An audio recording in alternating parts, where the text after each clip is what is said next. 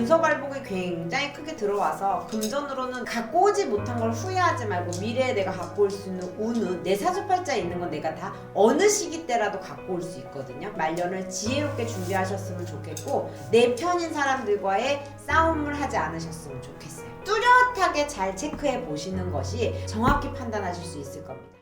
반갑습니다. 그래서 저희가 47세가 되신 우리 양띠분들 또 평생 운세 이야기 나눠보려고 하는데요. 양띠. 네, 그래서 이분은 어떤 초년 중년의 길을 걸어왔고 앞으로 어떤 말년이 기다릴지 이야기 나눠보려고 합니다. 우리 47세 양띠분들 이 나이까지 어떤 초년과 중년의 길을 걸어오신 분들 많았을까요?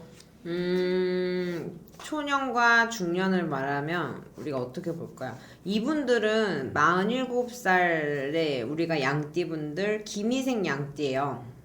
1979년이에요. 우리가 인생을 전반적으로 다 풀지는 못하지만 초년, 중년 이렇게 보면 내 고향을 등지시는 분들이 꽤 있으셨을 거예요.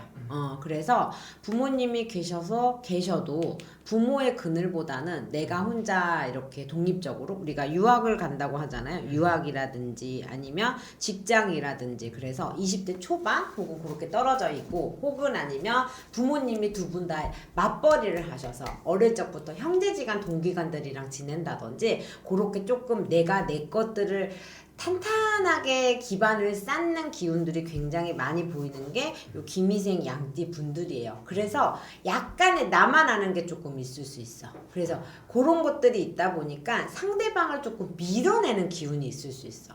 배우자라든지 파트너라든지 사람과에 산다고 하더라도 나도 모르게 내 주장을 펼쳤어. 왜? 내가 살아남기 위해서 펼치는 거거든.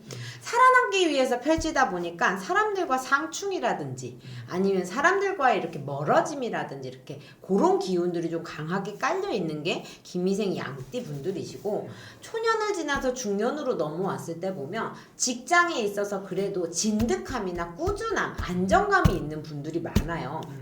그래서 잠깐 회사를 돌아다니는 게 아니라 그래도 내가 맞다 싶은 자리에 앉으면 그래도 거기에 따레를 두고 앉는 기운이 있거든요. 그래서 직장에 있어서 꾸준함이라든지 사업이라든지 내가 갖고 있는 기술, 재주 이런 게 있다고 하면 그거를 잘 펼쳐먹을 수 있는 기운은 갖고 있는 것 같아요. 근데 다만에 있어서 아까 그랬잖아. 부모의 그늘이라든지 내가 좀 지역을 등을 지고 살다 보니까 고향을 등을 지고 살다 보니까 외로운 거는 우리가 갖고 있거든. 근데 그 고독함이 내 자녀가 끼고 있든 내 배우자가 끼고 있든 그게 조금 해소가 되지 않아서 항상 약간 외로운 그늘을 본인 스스로가 조금 갖고 있는 것 같아서 이 김희생 양띠분들 같은 경우에는 생각이 깊지 않으셨으면 좋겠어. 조심해야 될 게 생각이 똑똑함이 생각이 많다 보면 우리가 확장이 돼서 우리가 망상이 될 때도 있잖아요. 그러니까 그런 생각의 수들이 조금 많이 있다 보니까 이 초중년에 더 확장이 되고 잘 될 수 있는 부분들이 생각 때문에 혹은 내 경험해보지 못했던 거 아니면 부모라든지 주변에서 나를 믿고 따라와주는 그 기운이 적다 보니까 더 펼쳐질 것들을 내가 못해서 항상 가슴앓이를 하고 사는 게 있다 보니 내 사주팔자만큼 더 펼쳐지게 살지는 않았을 수도 있어요. 무슨 말인지 이해돼요? 네네네. 그러니까 그런 게 있어서 이분들은 올해는 이제 성주가 들어오잖아요. 47에. 근데 삼재도 같이 들어오거든요. 그쵸. 그러다 보니까 지금이야말로 이 방향 가야 될까 저 방향 가야 될까 투자해야 돼 말아야 돼 이사해야 돼 말아야 돼 사업해야 돼 말아야 돼 이렇게 갈등을 끼고 앉아있는 형국이다. 그럼 어쨌든 선생님 말씀하신 대로 지금 올해 삼재에 들어가 있는데 올해 좀 어떤 것들을 뭐 이 삼재 기간 올해뿐만 아니라 뭐 이제 내년 내후년까지 어떤 것들을 좀 가장 조심하는 게 좋을까요? 47, 8, 9가지 쉬운까지요. 그래도 나쁜 악삼재는 아니나 몸수로 치드는 것들은 보여요. 건강, 내 건강 생사를 위협할 건강은 아니지만 몸수를 끼고 있는 게 보이고요. 그리고 상복 입는 게 보여요. 내가 부모상이라든지 아니면 동기간들 이렇게 사돈의 팔촌들 있죠. 주변에서 곡소리가 듣는데 꼭 가야 되는 우리가 부주를 하고 그냥 인사를 하고 끝나는 게 아니라 조문을 꼭 가야 되는 상문이 조금 비추는데 그 조문을 가는 상문에 있어서는 안 가지 못하는 곳에 있어서는 우리가 가야 되잖아요. 근데 거기에서 끌고 들어올 수 있는 상문이 조금 있을 수 있다. 내가 상갓집을 갔다 오고 어디 이렇게 내가 원치 않은 곳에 갔다 왔을 때에 따라들고 묻어드는 게 있을 수 있으니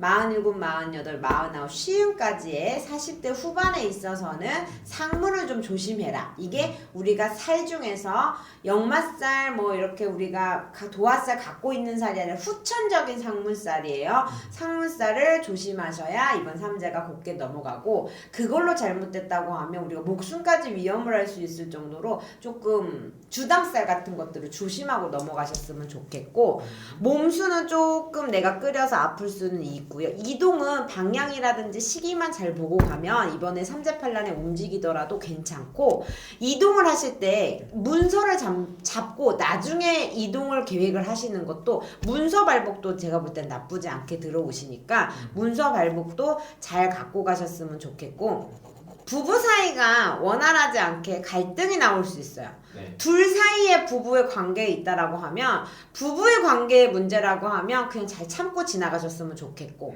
타인이 꼈어, 응?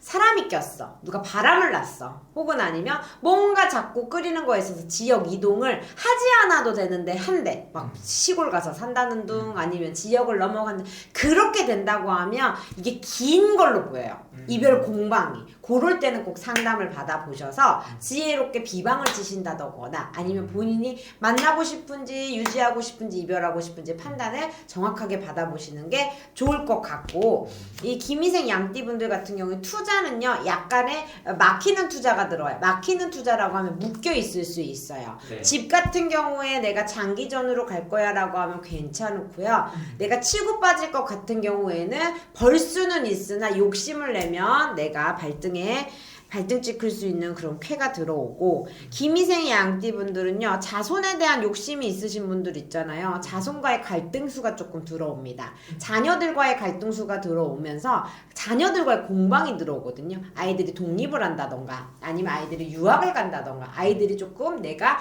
계획한 방향과 다른 방향으로 조금 풀어간다거나, 이런 게 조금 쾌가 보이거든요. 그러니까 그런 거에 있어서는 내가 욕심을 내면은 내가 내 화병이 끓일 수 있어. 그냥 아이들은 아이들대로 그냥 풀어갈 수 있게끔 놓아주는 시기가 되어야만 내 운이 안 막히는 게 보이거든요. 그렇게만 좀 지혜롭게 끌고 가시면 좋을 것 같아요. 좋습니다. 그럼 마지막에 이분들 위해서 한 말씀 해주시면서 마지막 인사 또 부탁드릴게요. 이분들은요, 김미생 양띠는 다 그래도 지금 중년에서 중말년이라고 말년이라고 하긴 그렇지만 중년을 잘 지혜롭게 넘어가시는 분들은 조금 내가 끌고 왔었던 아집이 맞을까 고집이 맞을까 라고 하는 갈등이 생기는 삼재팔란이지 않을까 싶습니다.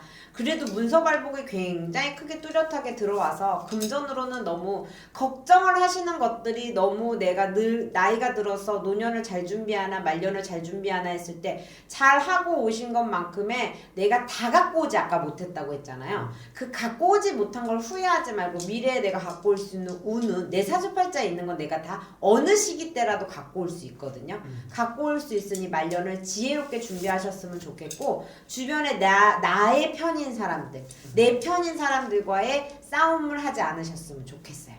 요 시기 말년을 위해서 내 편인지 아닌지를 뚜렷하게 잘 체크해 보시는 것이 나의 말년에 함께하는 사람인지 놓아야 할 사람인지를 정확히 판단하실 수 있을 겁니다. 알겠습니다. 오늘 또 좋은 말씀 감사합니다. 감사합니다.